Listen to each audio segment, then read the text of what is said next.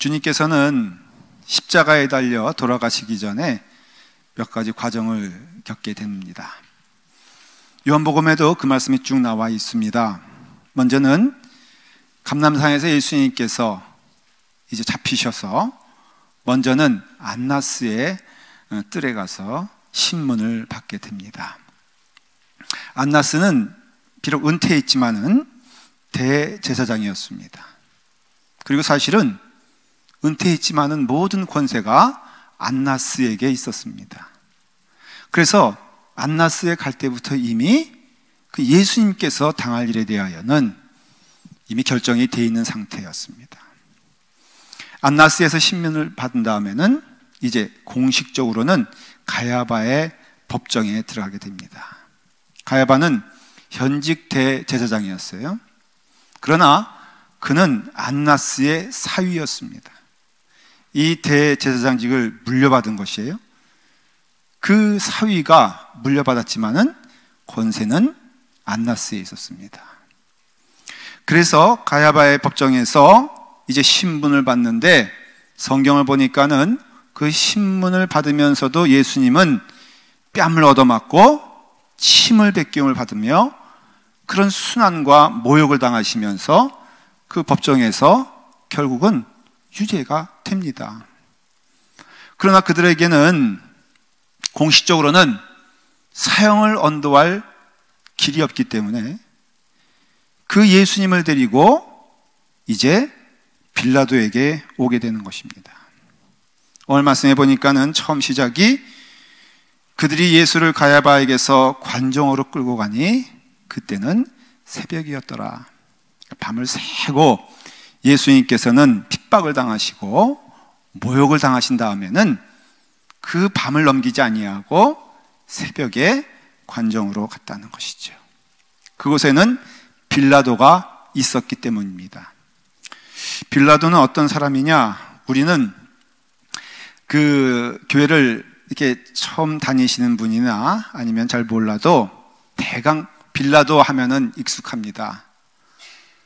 오늘도 우리는 누구의 이름을 말했습니까? 사도신경에서 빌라도에게 고난을 받으사. 2000년 동안 내내 빌라도의 이름이 교회 안에서 선포가 됐습니다. 빌라도는 어떤 사람이냐면요, 로마 총독이에요. 유대 나라에, 이스라엘 나라의 총독인데, 이 사람이 언제 총독으로 있었냐면은 AD 26년부터 36년 동안 10년 동안 있었어요. 주후 26년부터 36년 동안 딱 이때는 언제냐면은 예수님께서 30살부터 공생애를 시작하여서 3년 반 동안의 십자가의 길을 가신 그때 바로 그 유대 나라를 다스리고 있던 로마 총독이 바로 빌라도였다는 것이에요. 그러니까는 빌라도는 유대 총독으로 봉사를 했는데, 이 로마의 높은 사람들 가운데 이 유대 나라의 총독으로 오는 것을 너무 부담스러워하고 싫어했습니다. 왜냐하면 그 많은 식민지가 로마 시대 때 있었는데 유독 유대 나라만 너무 드셌던 거예요, 사람들이. 그래서 반란이 일어났다 그러면 유대 나라요, 어려움이 생겼다 하면 유대 나라요, 총독이 어려움을 겪으면 반드시 그 나라는 유대 나라일 경우가 참 많이 있었어요. 우리나라도 여러분, 일본의 식민지였을 때 처음 총독인 그 누구죠? 그 사람 총에 맞아 죽었잖아요.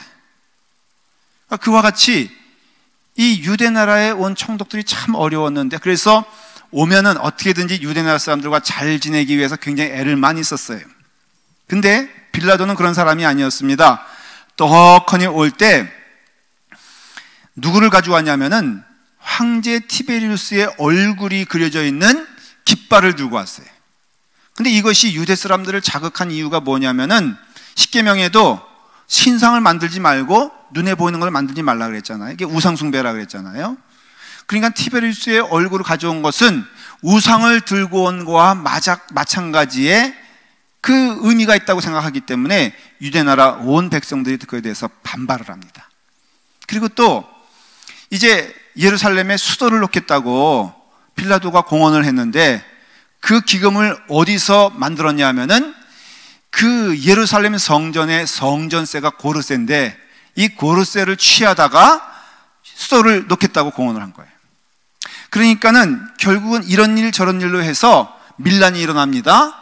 빌라도는 그것을 피로써 제압을 합니다.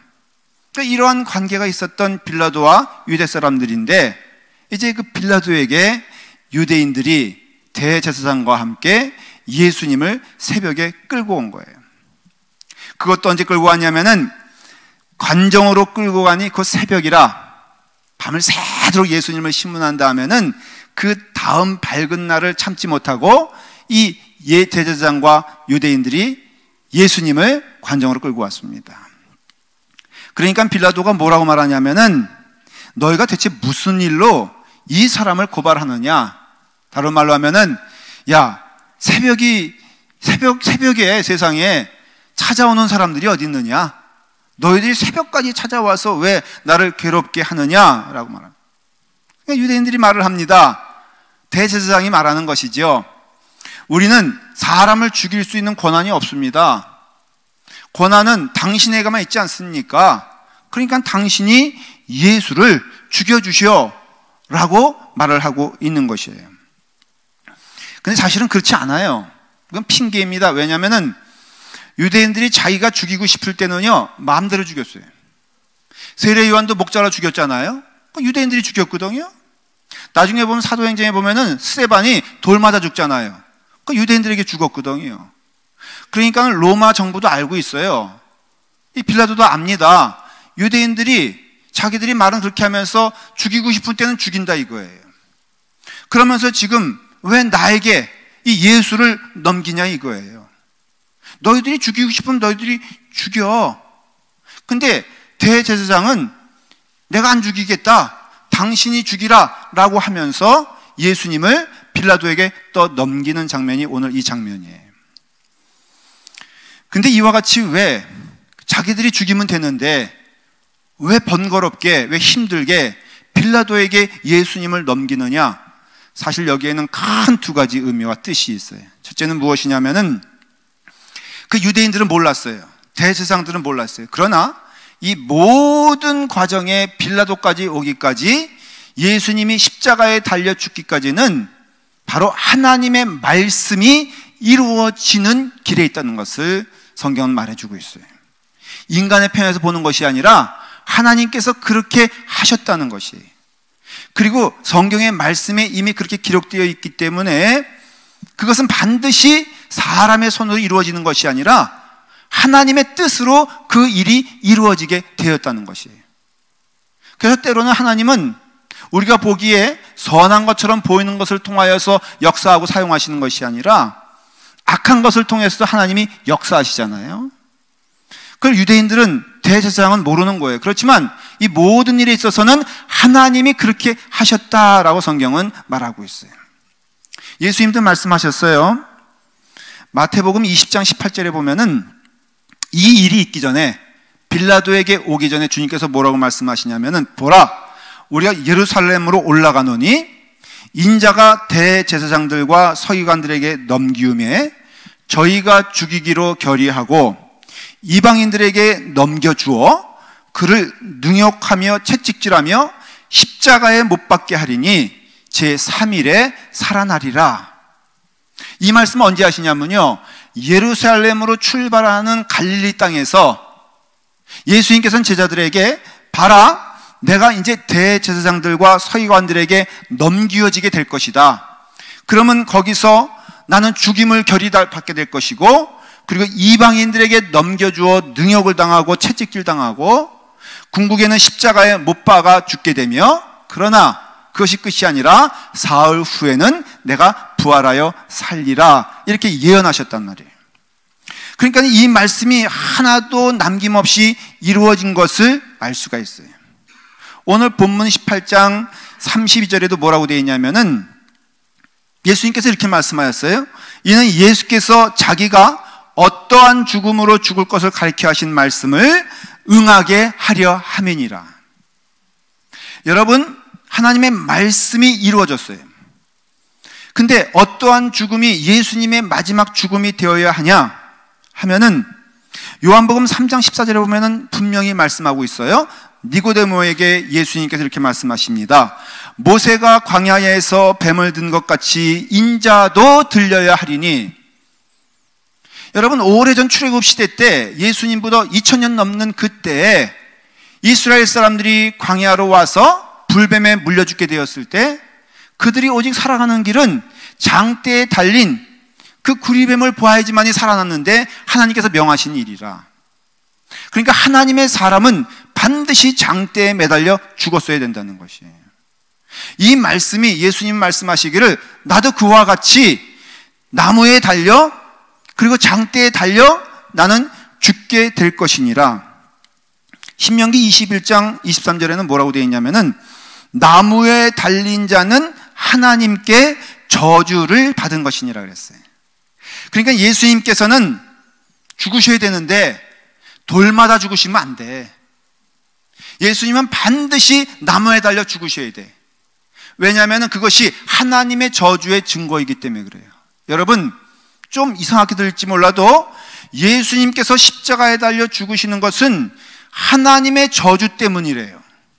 틀린 이야기가 아닙니다. 왜냐하면 우리 인간의 모든 죄를 대속하여서 죽으시는 것이기 때문에 우리 인간의 죄는 하나님을 거역하고 하나님을 떠난 것이 죄잖아요. 세상을 섬기는 것이 죄잖아요. 이와 같은 모든 죄는 하나님의 저주 아래 있는 것이라 예수님께서는 십자가에 달려 돌아가심으로써 그 저주를 끊으셨지만은 그러나 십자가에 달려 죽는 것이 무엇을 의미하냐면은 하나님의 저주 안에 있기 때문에 반드시 예수님은 그 저주의 그것을 감당하기 위해서는 십자가에 달려 돌아가셨어야만 되는 것이에요. 그리고 그것은 우연히 일어난 일이 아니라 하나님께서는 반드시 하나님께서 죄를 물으실 때에는 그 죄는 십자가에서 물으시겠다고 하셨다는 것이에요. 나무 위에 달려 죽는 자는 저주받는 것이 맞고 예수님은 그런 의미에서 저주받은 자가 됐어야 됐어요. 그래서 갈라디아서에 보면은 사도 바울이 이 부분을 얘기하면서 뭐라고 말하냐면은 그리스도께서 우리를 위하여 저주를 받은 바 되사 율법의 저주에서 우리를 속량하셨으니 기록된 바 나무에 달린 자마다 저주 아래 있는 자니라. 예수님께서는 저주를 받아 죽으시려면은 돌에 맞아 죽으면 안 되고 십자가에 달려 죽으셨기 때문에 이 십자가에 달려 죽는 유대인들과 대제사장이 예수님을 십자가에 넘겨준 것은 다른 것이 아니라 하나님의 말씀이 이루어지게 됨을 위함이라 성경 기록하고 있어요. 여러분, 우리가 믿어야 될 게 하나는요, 하나님의 말씀은 반드시 이루어지는 것을 믿으시길 바랍니다. 그 약속의 말씀이 지금 우리에게도 임하거든요. 하나님의 말씀이 우리 가운데 임하는 이 약속의 말씀들은 하나도 땅에 떨어지지 아니하고 이루어지는 것을 믿으시기를 바랍니다. 두 번째는 같은 사건인데 다르게 보는 것이 또 대제사장들과 유대인들에게 있어서도 예수님은 반드시 십자가에 매달아 죽였어야 됐어요. 그 당시 죽이는 방법은 두 가지입니다. 하나는 십자가에 달려 죽게 하거나 하나는 돌이나 칼이나 쳐가지고 죽게 하는 방법이 있었어요. 예수님은 돌에 맞아 죽으면 안 되는 이유가 있었어요. 왜냐하면 예수님이 로마 정부에 넘겨져서 그는 스스로 유대인의 왕이라 그랬다. 지금 그거 물어보는 거잖아요. 지금 빌라도가 물어보는 게 당신 유대인의 왕이라 그랬느냐라고 물어보는 것은 유대인의 왕이라 그러면은 이것이 로마 정부 입장에서는 반역이 되는 거라. 그러니까 예수님은 반역하는 자요, 그럼으로써 큰 죄를 진 자요, 그렇기 때문에 그는 십자가에 달려 죽어야 된다고 대제사장과 유대인들은 계략하고 믿었던 것이에요. 그러니까는 그 예수님은 그렇게 죽었어야 됐어요. 근데 만일에 그것이 아니고 자기들의 종교적인 이유로 돌로 던졌다면은 스데반이 그랬던 것처럼 예수님은 순교한 것이라, 세례 요한이 목에 잘려 죽었는데도 많은 사람들이 세례 요한을 흠모했어요. 그래서 오히려 목에 잘린 다음에 세례 요한을 따르는 무리가 더 많아졌다는 것이에요. 이러한 것을 본 대제사장과 유대인은 만일에 예수님을 돌로 쳐 죽이면은 그게 죽음으로 끝나는 것이 아니라 그것을 통하여 더 예수를 따르는 자가 많아지고 이것이 자기들을 위협할 것이란 것을 알았어요. 그러니까 오직 어떻게 하면 이 예수가 하나님의 사람이라 그러는데 하나님의 버림받은 자로 만들까? 성경에 나와 있는 똑같은 것을 다르게 이해한 거예요.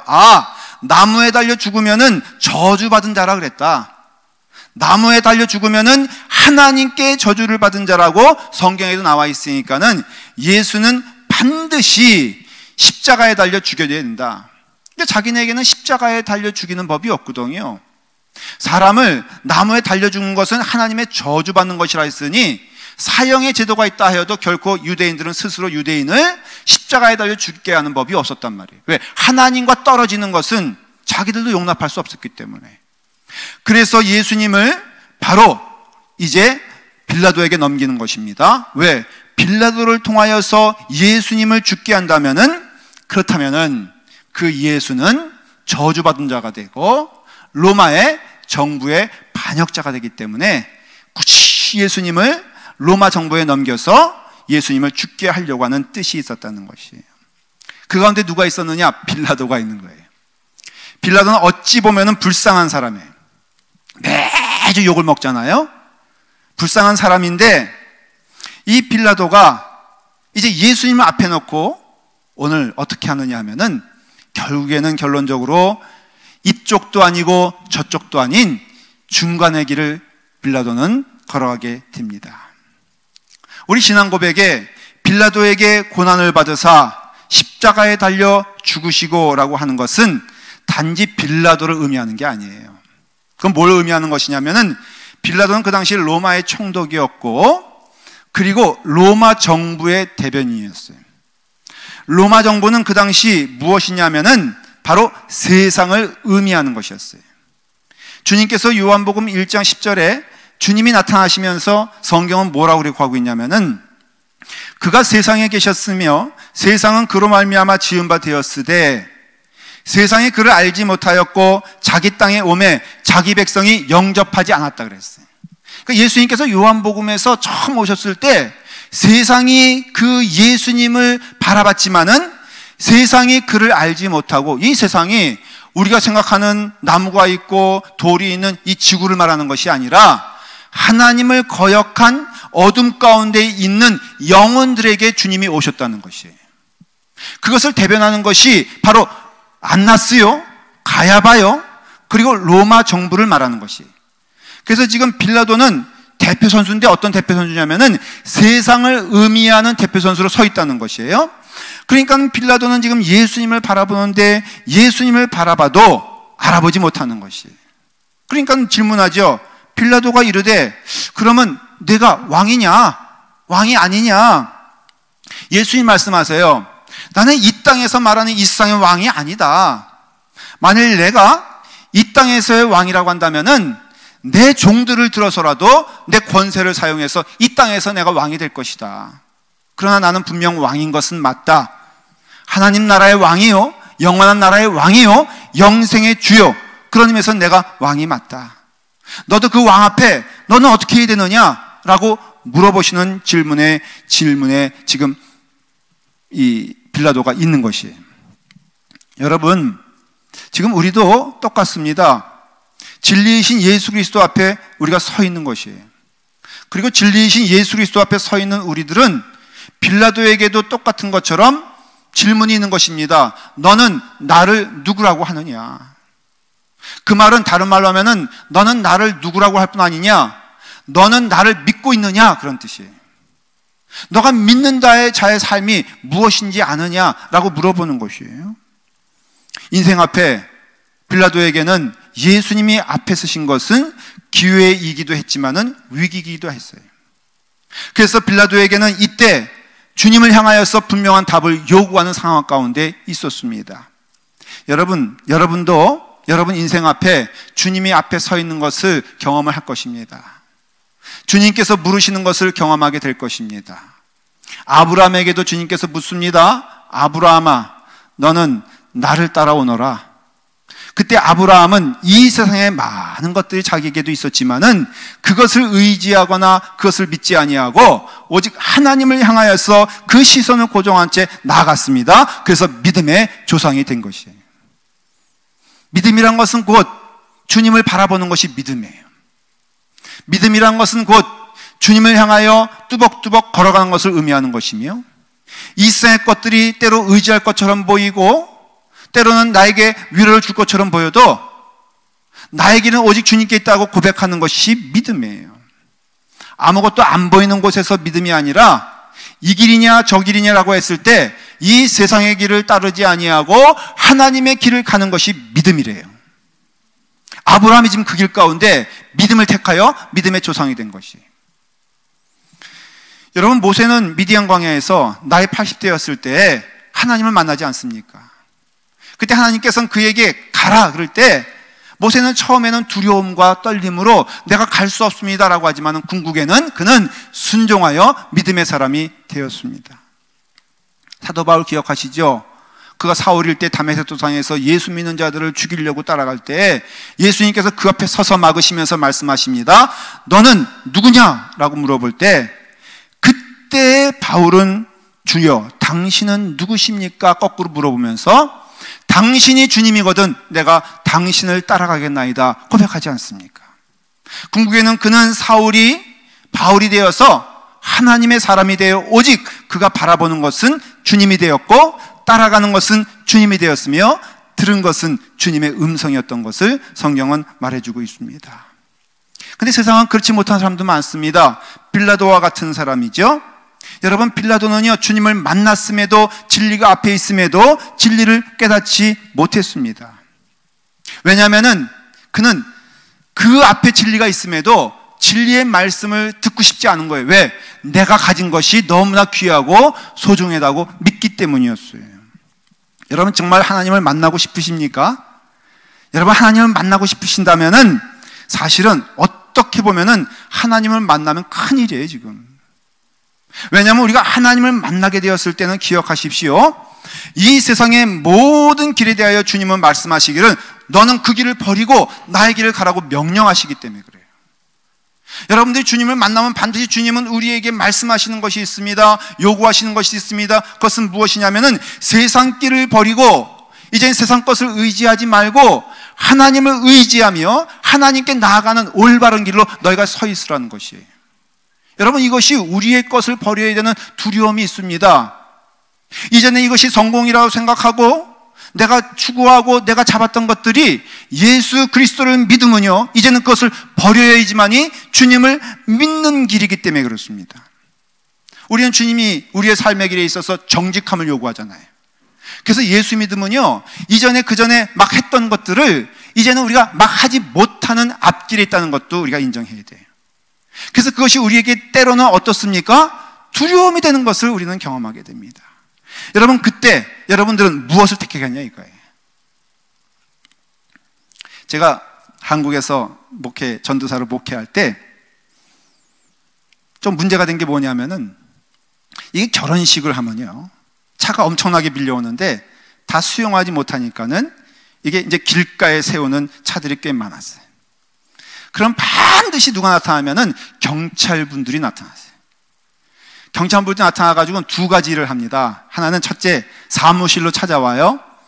찾아와서는 이모저모해서 우리가 왔습니다. 이거 단속을 해야 되겠습니다.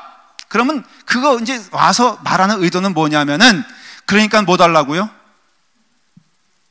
그들이니까 달라 이거예요. 세상에 교회까지 와서 불의를 행하라고 오는 자들이 있다는 것을 여러분 기억하시기 바랍니다. 그래서 그것에 굴복하여서 교회가 좀 주면은 이분들이 갑자기 열심히 교통정리를 해요. 그 주차된 차들을 무사히 주차할 수 있도록 지켜줍니다. 근데 어느 때 그거에 대하여 우리는 안 합니다 그러면은 또 열심히 교통정리를 하는데 그 주차한 차들을 다 끌고 가더라 이거예요. 그래서 몇 번 하다가 거기 일하는 분이 저한테 상담이 왔어요. 전도사님, 지금 이런 문제가 있는데 제가 그 부분을 좀 맡고 있어서 전사님 어떻게 했으면 좋겠습니까? 그래서 다음에 경찰 오면 나한테 데리고 오라고 정말로 데리고 왔어요. 와서 보니까는 경찰관인데 제가 물었습니다. 이런 일이 있는데 이거 교회에서 이런 일 하면 안 되겠습니다. 어떻게 생각하십니까? 그랬더니 그분 하는 말이, 나도 교회 집사인데요. 근데 할 수 없이 해야 돼요. 왜냐면 안 하면 상부에서 막 뭐라 그럽니다. 제가 그랬어요.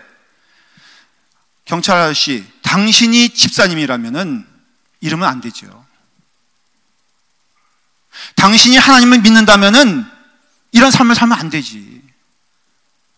정말 하나님을 믿는다면은 하나님 앞에 정직해 보십시오. 이 일을 하나님이 기뻐하실까? 여러분, 하나님 앞에 진리 앞에 서 있는 삶은요, 우리에게서 무엇을 요구하냐면은 하나님의 뜻을 따라서 걸어가는 성품을 요구한다 이거예요. 그게 우리 세상의 눈으로 보면은 다 버려야 되는 거예요. 빌라도를 통해서 얘기할까요? 빌라도는 궁극에는 뭐라고 말합니까?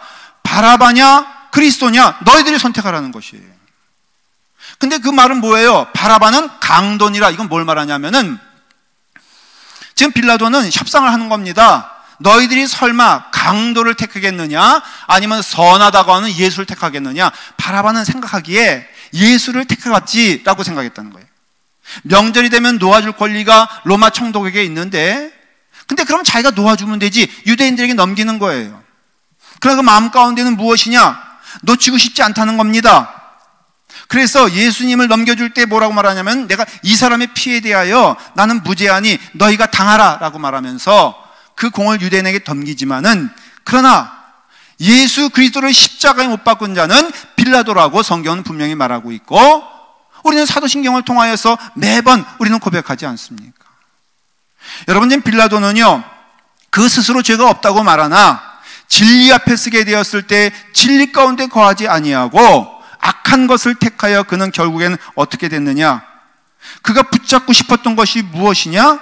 그가 움켜잡고 싶었던 것들이 무엇이냐라고 한다면은, 여러분, 이 빌라도는 권세를 원했어요. 빌라도는 예수님을 팔아넘겨도 내가 가지고 있는 권세를 가지고 있으면은 그것이 세상에서 승리하는 거라고 믿었다는 것이에요. 근데 여러분, 이 결정을 내린 빌라도는 3년 후에 파면을 당합니다. 그리고 3년 후에 파면을 당하고 그는 더 이상 회복되지 못하고 오히려 귀양을 가게 되며, 그 귀양된 곳에서 그가 한 마지막 일이 뭐냐면은 목을 매다 스스로 죽게 됩니다. 마치 누와 같죠?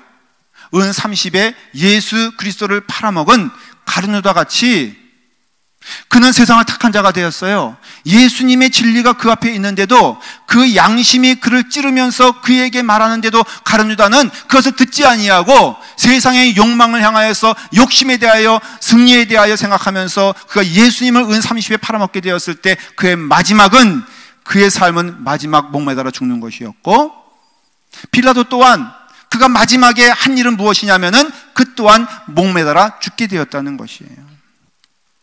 여러분, 우리가 주님 앞에 서게 되었을 때 이것은 축복이기도 하지만은 이것 또한 위기라는 것을 알 수가 있어요.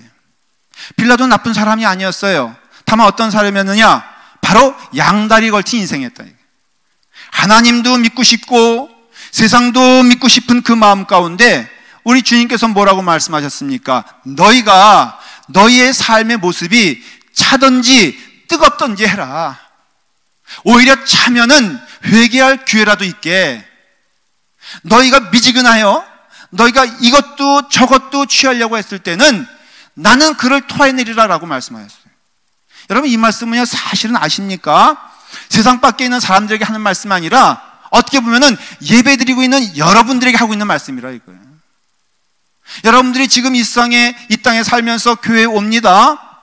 주일이면은 주일날 모습대로 오고 주중에는 세상의 모습으로 살아간다면 바로 이 빌라도와 같은 사람이에요.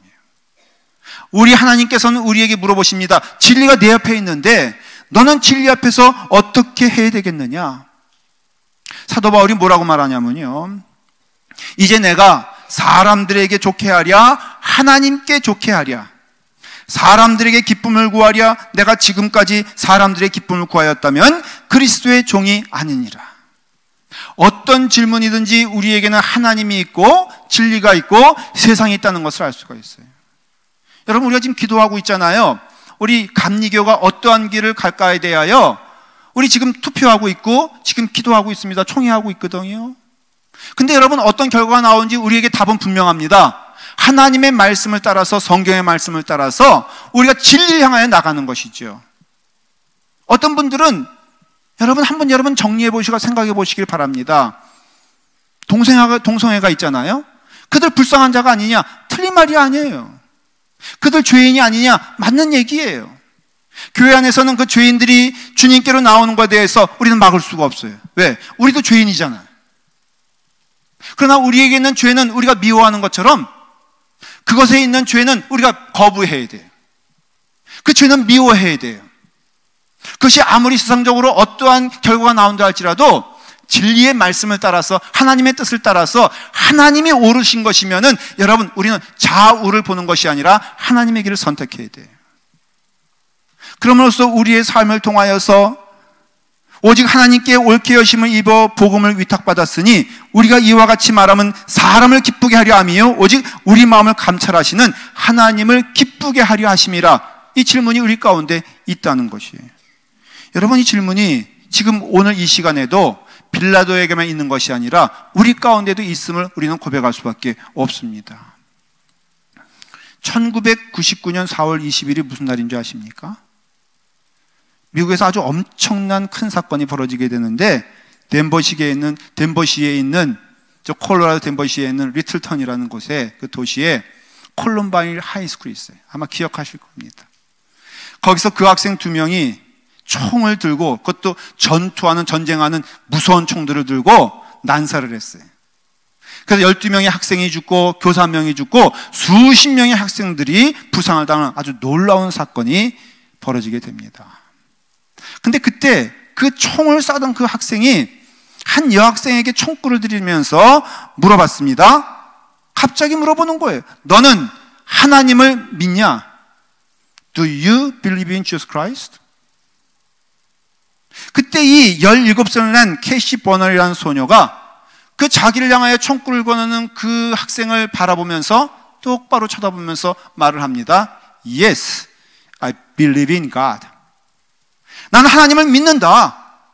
여러분, 17살 난 그 캐시라는 소녀는 알았어요. 내가 이 말을 하는 순간 나는 죽게 될 거란 걸 알았어요. 이 소녀는 모르는 바가 아니었어요. 이때 난 몰라, 나는 믿어도 난 여태까지 엉터리를 믿은 거예요.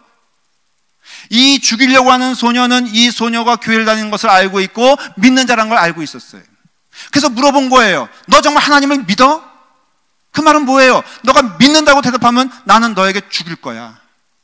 너가 믿지 않는다고 말하면 난 너 살려줄게. 그때 그 질문에 이 캐시란 어린 학생은 조금도 주저함이 없이 나는 하나님을 믿는다. 여러분, 그 말을 하는 순간 그 소녀는 7발의 총탄을 맞고 죽습니다. 근데 그 죽음 뒤에 그 학교 학생들이 다 나중에 무엇을 입고 다녔냐면은 I believe in God, 하나님을 믿는다 라는 고백을 하면서 다녔다는 거예요. 여러분, 우리 믿음에 있어서 이제는 우리에게 스스로 물어야 될 시간이에요.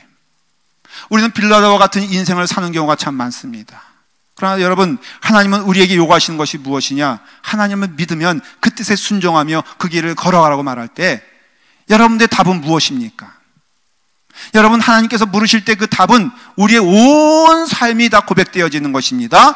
부정직한 자가 정직한 자가 되는 것이고, 세상을 의지했던 자가 하나님을 의지하는 것이며, 하나님만을 바라보며 나아가는 그 고백의 삶 가운데 하나님이 약속하신 풍성함과 하나님의 약속하신 생명이 있느냐 이거예요. 하나님을 따라가는 자들이 만일 세상을 바라보고 힐끗거리고 세상에 주목하고 있다면은 그 삶은 결코 마지막에는 불행한 삶이 될 것임을 성경은 말하고 있다는 것이에요. 여러분, 우리 예수 그리스도 잘 믿는 우리가 되길 간절히 축원을 드립니다. 우리의 믿음이 주님을 향하여 있어 주님만 바라보면서 주님께 나아가는 성도가 되길 바랍니다. 사도 바울의 고백처럼 나는 세상을 의지하거나 세상을 기쁘게 하는 자가 아니라 하나님을 기뻐하며 하나님을 기쁘게 하는 자가 되길 원합니다. 이 고백이 우리 가운데 있기를 간절히 축원을 드립니다. 기도하겠습니다. 아버지 하나님, 주님께서 우리에게 물으십니다.